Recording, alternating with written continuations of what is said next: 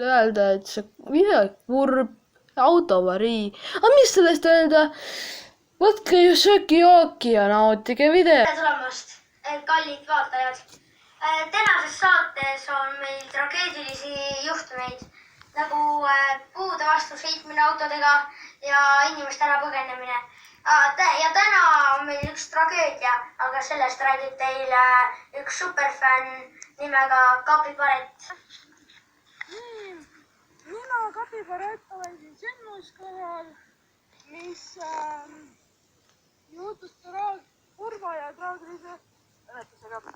See auto oli sõitnud seal Lappamakan, lendan üle posti ja üle tee Märt pikali, pannud pidurid ja lohaga siia.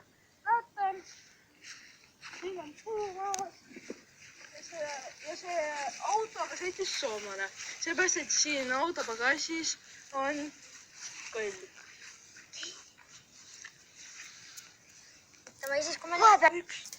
Ja kõik see oli väga tragöödiline, aga see inimene, kes oli seal autojuhis, õnneks tema surma ei saanud, aga tema oli inimene, kes pääses just vanglast välja.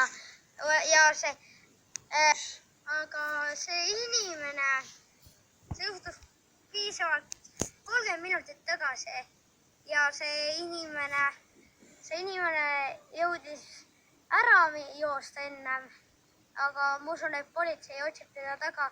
Aga tänase päeva lugu oligi see katkine auto ja tänase päeva siis me täna lõpetame.